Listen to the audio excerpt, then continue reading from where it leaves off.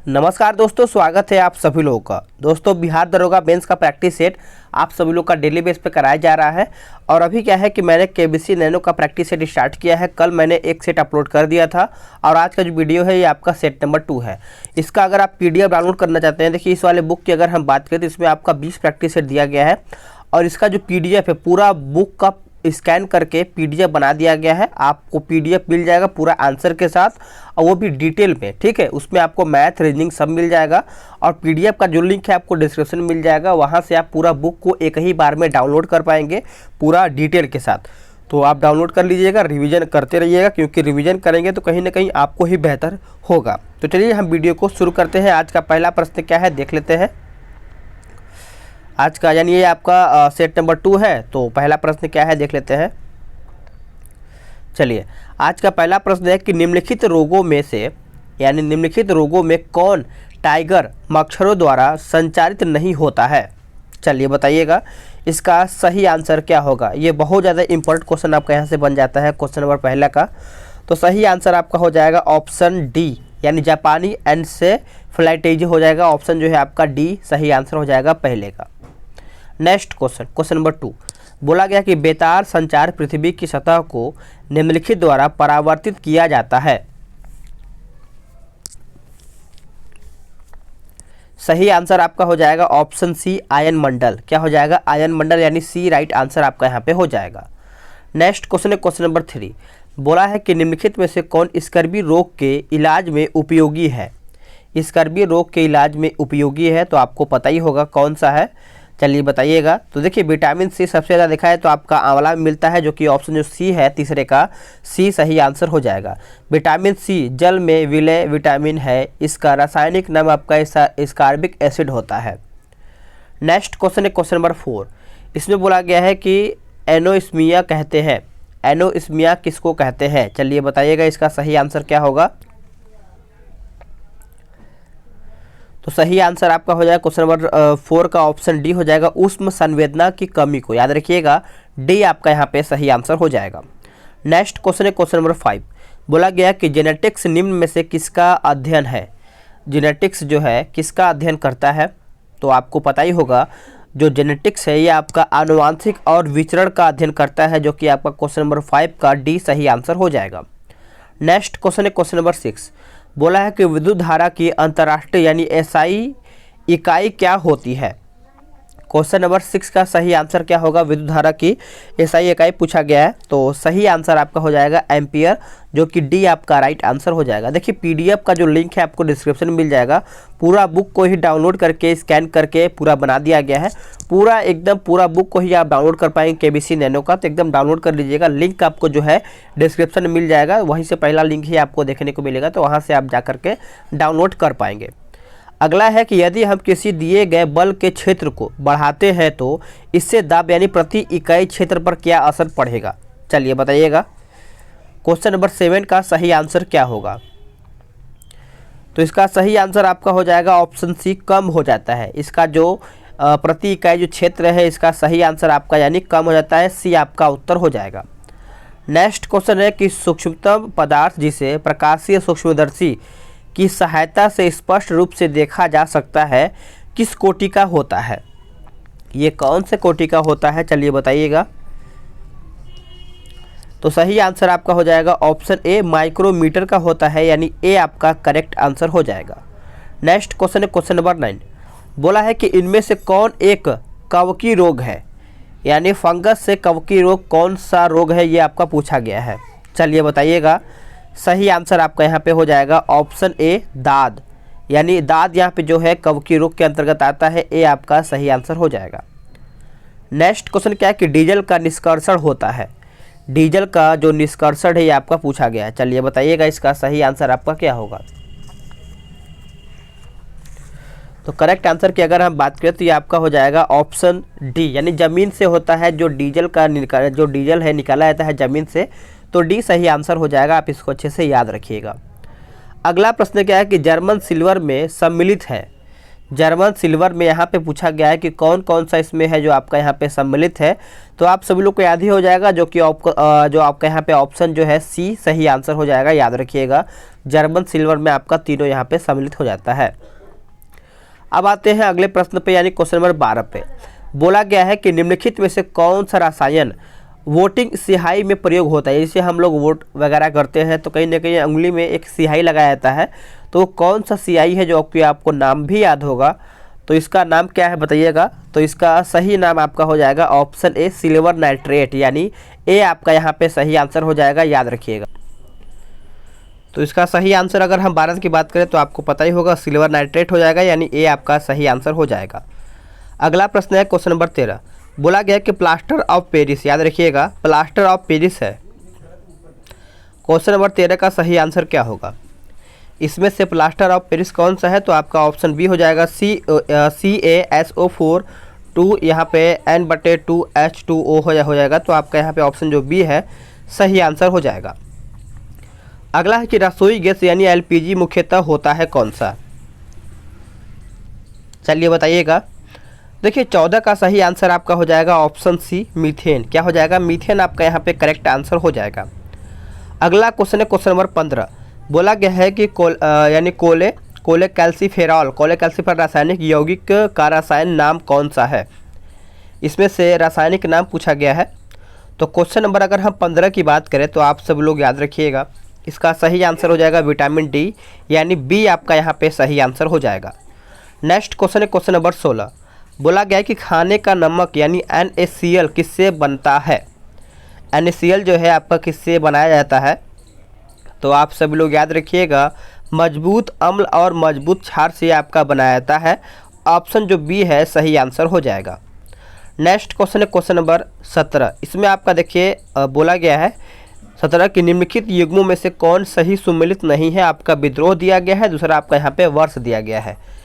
तो अगर हम 17 की बात करें तो देखा जाए तो संथाल जो आपका 1855 सही है, कोल आपका 1831 सही है, खासी आपका 1829 सही है, लेकिन जो आपका अहोम दिया गया है 1815 ये आपका गलत है। देखिए अगर हम बात करेंगे 17 के बारे में तो गोमधर कुंवर के नेतृत्व में 1828 ईस्वी में अहोम क्षेत्र के लोगों द्वारा अहोम विद्रोह प्रारंभ हुआ था। यानी जो अहोम विद्रोह है ये आपका 1828 में हुआ था, ना कि 15 में। तो याद रखिएगा, भूलिएगा नहीं। इसमें भी आपका बोला गया है कि निम्नलिखित युग्मों में से कौन सही सुमेलित नहीं है। आपका स्थान और आपका यहाँ पे दूसरा नेतृत्व दिया गया है। तो देख लेते हैं देवगिरी जो है आपका सुरेंद्र शाही सही है, और गंजाम जो है आपका राधा कृष्ण दंडसेना ये भी आपका सही है। कश्मीर आपका गुलाब सिंह ये भी आपका सही है। लखनऊ की अगर हम बात करें तो ये आपका लियाकत अली नहीं होगा। देखिए आपको लखनऊ के बारे में याद ही होगा। अगर हम बात करेंगे इसके बारे में तो लखनऊ का इसमें बताइए क्या होगा। लखनऊ का यहाँ पे बेगम हजरत महल हो जाएगा, जो कि आपको याद ही होगा। तो ऑप्शन डी है गलत हो जाएगा। अगला प्रश्न है क्वेश्चन नंबर 19। निम्नलिखित में से किस शैलकृत गुफा में 11 सिरों के बोधिसत्व का अंकन मिलता है। तो सही आंसर आपका हो जाएगा ऑप्शन सी कन्हेरी की गुफा। आप सभी लोग याद रखिएगा सी आपका सही आंसर हो जाएगा। नेक्स्ट क्वेश्चन है कि निम्नलिखित में से किस वर्ष बंगाल के मिदनापुर जिले में जातीय सरकार की स्थापना हुई थी। तो क्वेश्चन नंबर 20 की अगर हम बात करें तो ये आपका हो जाएगा 1942, यानी डी आपका यहाँ पे सही आंसर हो जाएगा। नेक्स्ट क्वेश्चन के भारतीय गौरव यानी यश का अंतिम सूर्य किसके लिए प्रयुक्त हुआ है। यह आपका किसके लिए प्रयुक्त हुआ है। तो यह आपका हेमू के लिए प्रयुक्त हुआ है, जो डी है सही आंसर हो जाएगा। चलिए आगे देखते हैं अगला प्रश्न क्या है। बोला गया है कि निम्नलिखित में से राज्य के सप्तांग सिद्धांत के अनुसार राज्य का 7वां अंग कौन सा था। वेरी इंपॉर्टेंट आपका यहाँ से प्रश्न बन जाता है। तो आप सभी लोग याद रखिएगा सी आपका सही आंसर हो जाएगा मित्र। क्या हो जाएगा, मित्र आपका करेक्ट आंसर हो जाएगा। नेक्स्ट क्वेश्चन है कि निम्नलिखित में से किसे भारत में स्थानीय स्वायत्त शासन का जनक माना जाता है। और आप सब लोग का कमेंट आ रहा है कि सर स्पीडी का करंट अफेयर भी करा दीजिए। तो हो सके तो आज या फिर कल मैं आपको स्पीडी का current affair master video upload कर दूंगा। तो इसका सही आंसर आपका लॉर्ड रिपन हो जाएगा। डी आपका राइट आंसर हो जाएगा लॉर्ड रिपन। आगे देखेंगे क्वेश्चन नंबर 24। इसमें आपका बोला गया है कि निम्नलिखित में से किस अधिवेशन में कांग्रेस ने पहली बार भारतीय रियासतों के प्रति अपनी नीति घोषित की थी। तो ये कौन सा है, तो ये आपका हो जाएगा नागपुर अधिवेशन, जो कि आपका कब हुआ था, तो नागपुर अधिवेशन जो है आपका 1920 में हुआ था। तो ऑप्शन जो है आपका ए सही आंसर हो जाएगा। नेक्स्ट क्वेश्चन है कि कौन सूफी संत यानी महबूब ए इलाही कहलाता था। महबूब ए इलाही कौन सूफी संत है जो कहलाता था, तो आप सभी लोग कमेंट करके बताइएगा। इसका सही आंसर की अगर हम बात करें तो ऑप्शन डी हो जाएगा, शेख निजामुद्दीन औलिया हो जाएगा, जो कि इनको महबूब ए इलाही के नाम से भी जाना जाता है। तो ऑप्शन जो डी है सही आंसर हो जाएगा। नेक्स्ट क्वेश्चन है क्वेश्चन नंबर 26। इसमें आपका बोला गया है कांग्रेस के मंच से भारतीय राष्ट्रीय कांग्रेस के किस अधिवेशन में प्रथम बार स्वराज शब्द यानी व्यक्त किया गया था। तो सही आंसर आपका हो जाएगा ऑप्शन बी कलकत्ता अधिवेशन, जो कि आपका 1906 में हुआ था। आप सब लोग याद रखिएगा, स्वराज शब्द बाल गंगाधर तिलक द्वारा व्यक्त किया गया था। तो आप सब लोग याद रखिएगा, ठीक है। अगला प्रश्न है क्वेश्चन नंबर 27, देखते हैं। इनमें से कौन गुप्त काल में औषधि के क्षेत्र में अपने कार्य के लिए जाने जाते थे। इनमें से कौन गुप्त काल में औषधि के क्षेत्र में अपने कार्य के लिए जाने जाते हैं। तो 27 की अगर हम बात करें तो ये आपका हो जाएगा सुश्रुत हो जाएगा, जो कि ए आपका जो सही आंसर है, याद रखिएगा। आगे देखें क्वेश्चन नंबर हम 28 देखेंगे। इसमें बोला गया है कि रविन्द्रनाथ टैगोर ने अपनी नाइटहुड की उपाधि किस कारण त्याग दी थी।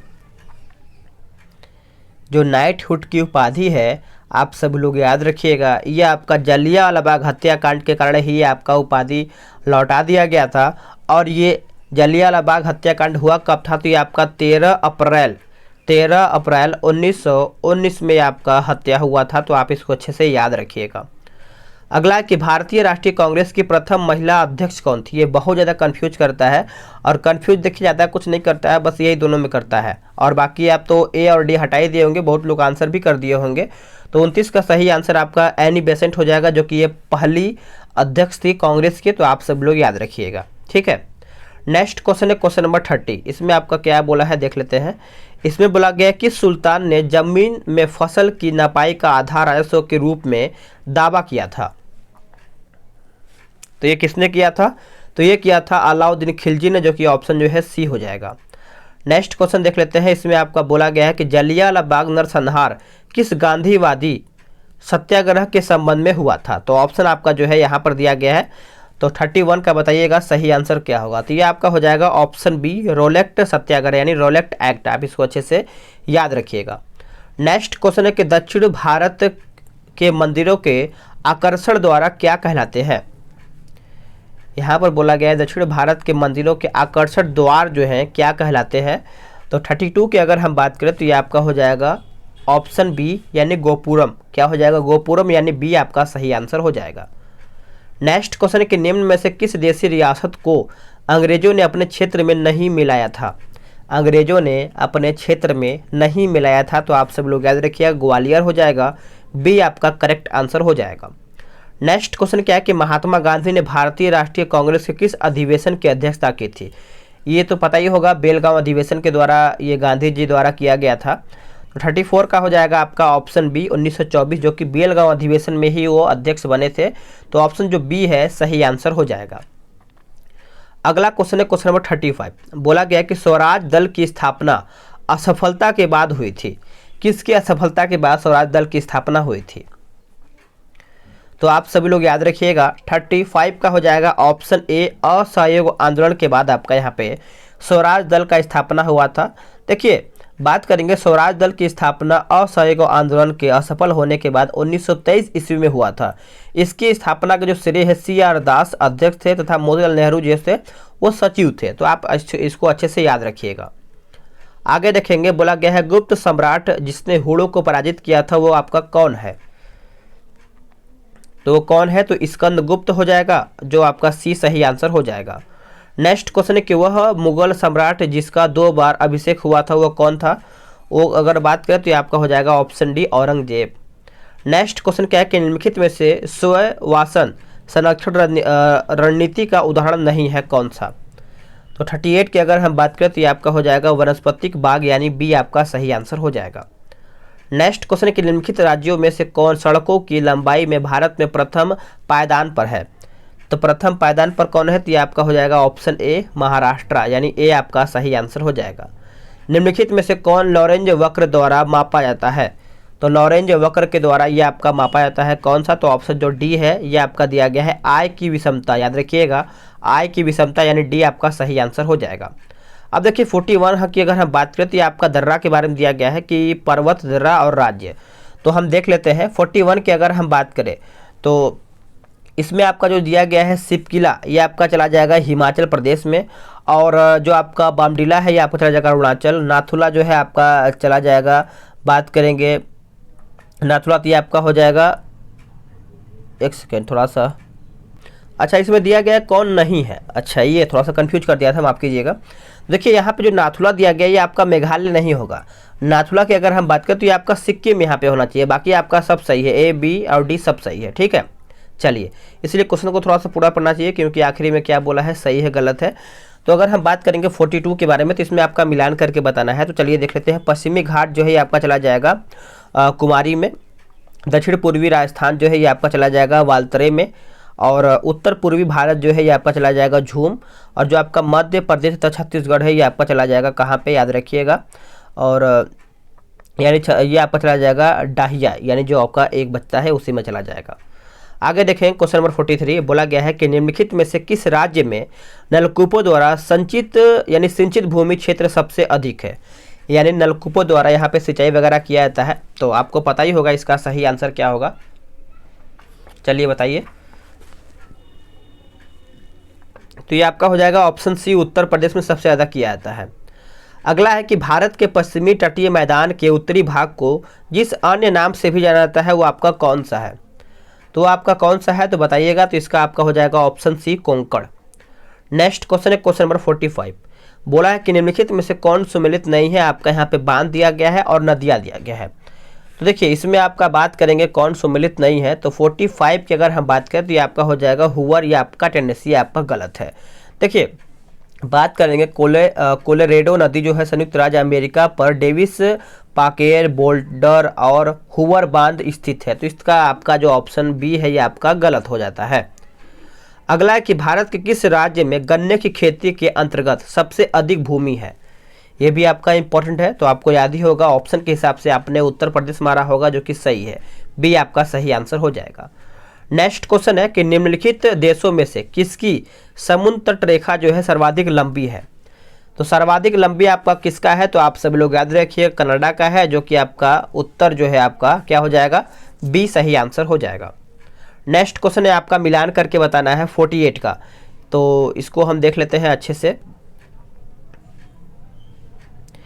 तो इसका देखिए किस तरीके से, देखिए खाद्य उत्पादन में वृद्धि आपका चला जाएगा हरित क्रांति, दुग्ध उत्पादन ये आपका चला जाएगा श्वेत क्रांति, मत्स्य पालन जो है आपका चला जाएगा नीली क्रांति, और जो उर्वरक है आपका हो जाएगा भूरी क्रांति, ठीक है, पहला ऑप्शन सही हो जाएगा।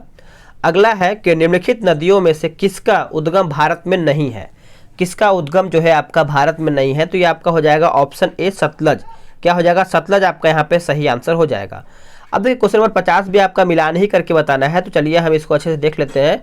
इसमें आपका गुरुमही सानी जो है आपका चला जाएगा लौह अयस्क हो जाएगा, तलचर जो है ये आपका चला जाएगा कोयला में, जादूगुड़ा जो है ये आपका हो जाएगा यूरेनियम में, और जो आपका जावर है ये आपका हो जाएगा सीसा में, ठीक है।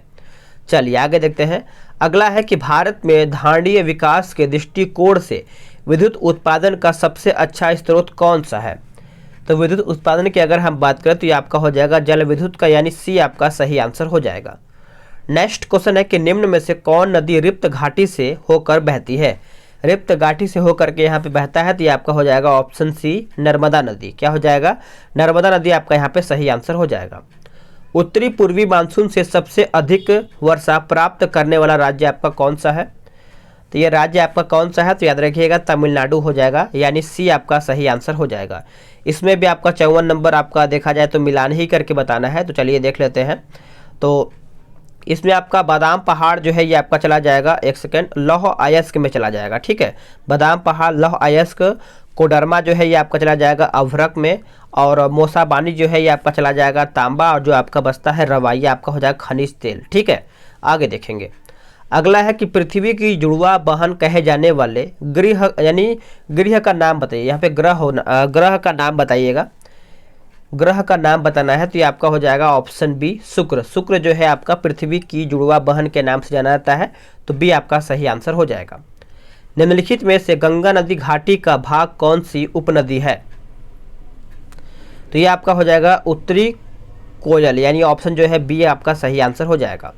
नेक्स्ट क्वेश्चन क्या है कि संयुक्त राष्ट्र अमेरिका को छोड़ करके विश्व के निम्न देशों में से कौन सा देश कच्चे तेल का सर्वाधिक उत्पादन करता है? कच्चे तेल का सर्वाधिक उत्पादन करता है तो ये आपका हो जाएगा सऊदी अरब। क्या हो जाएगा? सऊदी अरब, यानी सी सही आंसर हो जाएगा। नेक्स्ट क्वेश्चन क्या है कि लोकसभा में केंद्र शासित क्षेत्रों का सर्वाधिक प्रतिनिधित्व कितना हो सकता है? चलिए बताइएगा सही आंसर आपका यहाँ पे क्या होगा? तो ये आपका 20 हो जाएगा, यानी बी आपका सही आंसर हो जाएगा। अगला है कि भारतीय संविधान में भारत की आधिकारिक भाषा में जुड़े प्रावधानों में संसद संशोधन कर सकती है। चलिए ऑप्शन आपका यहाँ पे नीचे दिया गया है, तो इसका सही आंसर की अगर हम बात करें तो ये आपका 2/3 बहुमत द्वारा ही होता है, जो कि बी सही आंसर हो जाएगा। अगला क्वेश्चन है क्वेश्चन नंबर 60। इसको हम अच्छे देख लेते हैं। बोला गया है कि निम्नलिखित में से कौन पंचायतों की संरचना के बाबत उपबंध करने को अधिकृत है? क्वेश्चन नंबर 60 की अगर हम बात करें तो ये आपका ऑप्शन बी हो जाएगा, राज्य का विधान मंडल। याद रखिएगा बी करेक्ट आंसर हो जाएगा। नेक्स्ट क्वेश्चन है क्वेश्चन नंबर 61।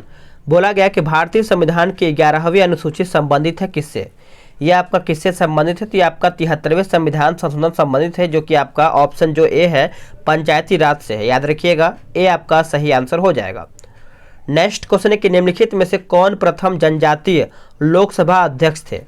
ये कौन थे? तो आपको याद ही हो जाएगा जो पी.ए. संगमा, यानी डी आपका जो है सही आंसर हो जाएगा। आगे देखेंगे। अगला है कि निम्नलिखित में से कौन सी एक समिति पंचायती राज संस्था से संबंधित नहीं है? ये कौन सा है? तो आप सभी लोग याद रखिएगा पी.वी.एन. राव समिति हो जाएगा, जो कि पी.वी. जो नरसिम्हन राव समिति है ये पंचायती राज संस्था संबंधित नहीं है। शेष जो है आपका सभी वजह से आपका यहाँ पे दिया गया है, ये सभी आपका पंचायत से संबंधित है। अगला है कि नव युवकों द्वारा 18 वर्ष की आयु पर मताधिकार का पहली बार प्रयोग किया गया आम चुनाव में, यानी कौन से चुनाव में ये पहली बार ये प्रयोग किया गया था? तो आप याद रखिएगा आपका 1989 हो जाएगा। ऑप्शन जो है आपका सी सही आंसर हो जाएगा। आगे देखेंगे। अगला प्रश्न है कि भारतीय संविधान के निम्नलिखित प्रावधानों में से कौन सा प्रावधान मंत्रिपरिषद की नियुक्ति तथा पदच्युति को विवेचित करता है? चलिए बताइएगा सही आंसर आपका यहाँ पे क्या होगा?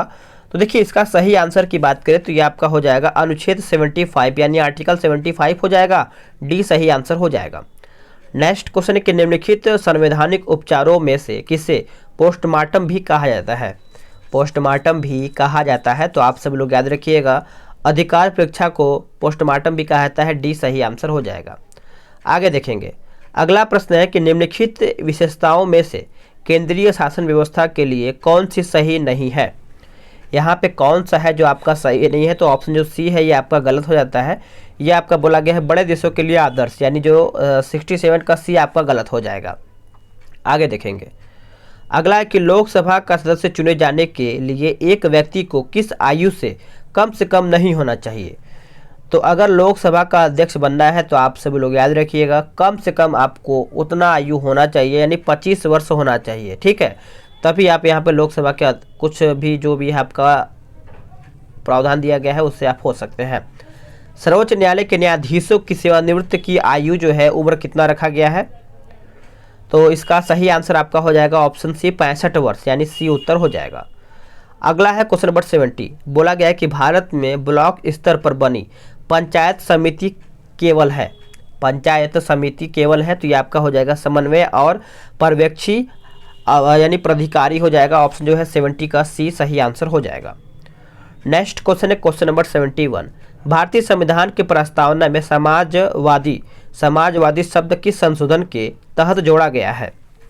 तो आपको याद ही हो जाएगा जो कि 42वां संविधान संशोधन हो जाएगा, जो कि आपका ए उत्तर हो जाएगा। ये कब हुआ था? तो 1976 में हुआ था, आपको याद ही होगा। आगे देखेंगे। अगला क्वेश्चन है किस अनुच्छेद के अनुसार भारत के राष्ट्रपति द्वारा राष्ट्रीय आपातकाल की घोषणा की जाती है? तो आर्टिकल भी आपको याद होगा। चलिए बताइएगा इसका सही आंसर आपका यहाँ पे क्या होगा? तो इसका सही आंसर की अगर हम बात करें 72 का, तो ये आपका हो जाएगा अनुच्छेद 352, यानी ए आपका सही आंसर हो जाएगा। अगला प्रश्न है क्वेश्चन नंबर 73। इसमें आपका बोला गया है कि निम्नलिखित में से किसको संविधान द्वारा मौलिक अधिकारों को लागू करने की शक्ति दी गई है। तो ये आपका हो जाएगा सर्वोच्च न्यायालय एवं उच्च न्यायालय को, ये सिर्फ इसी को दिया गया है, तो ऑप्शन जो डी है सही आंसर हो जाएगा। अगला कि भारत के राष्ट्रपति को विशिष्ट केंद्र राज्य राजकोषीय संबंधों के बारे में सुझाव किसके द्वारा दिया जाता है। तो ये आपका किसके द्वारा दिया जाता है, तो आप सब लोग याद रखिएगा वित्त आयोग हो जाएगा, जो कि डी आपका सही आंसर हो जाएगा। नेक्स्ट क्वेश्चन है, किस संवैधानिक संशोधन के द्वारा पंचायती राज संस्थाओं को संवैधानिक स्तर प्राप्त हुआ है। तो ये आपका प्राप्त हुआ है 73वां जो संविधान संशोधन हुआ था, ये आपका यहाँ पे सही आंसर हो जाएगा।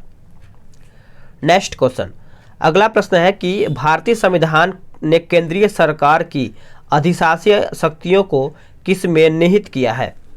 ये किस में जो है निहित किया गया है, तो आप सब लोग याद रखिएगा आर्टिकल 53(1) यानी अनुच्छेद 53(1) के तहत ये आपका किया गया है, जो कि ए आपका उत्तर हो जाएगा भारत के राष्ट्रपति। आप याद रखिएगा ए उत्तर हो जाएगा।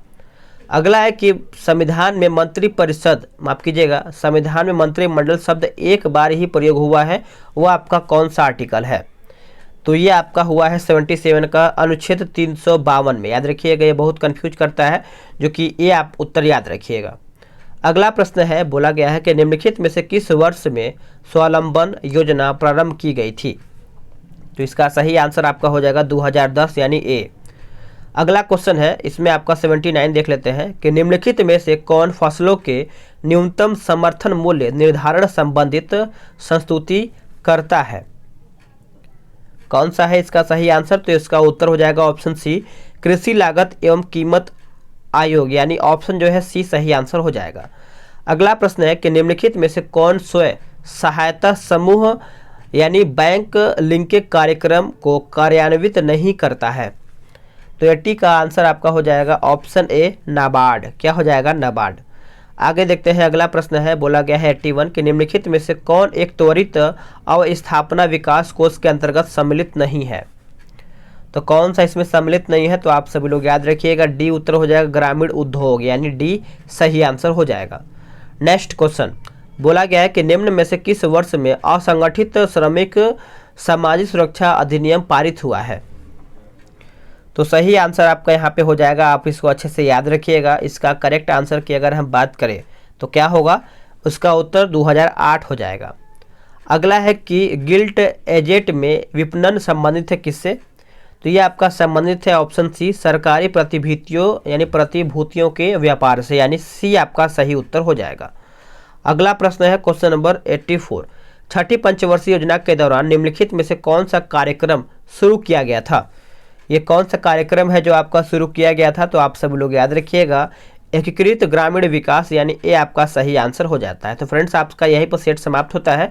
अब इसके आगे आपका मैथ का क्वेश्चन है, तो इसको आप PDF डाउनलोड कर लेंगे तो आपको डिटेल भी इसका GK GS का मिल जाएगा और मैथ का आपको डिटेल मिल जाएगा, तो वहाँ से आप इसको लगा सकते हैं। ये आपका जो प्रैक्टिस सेट है ये सभी एग्जाम के लिए इंपॉर्टेंट बन जाता है, क्योंकि क्वेश्चन का लेवल बहुत अच्छा इसमें दिया गया है।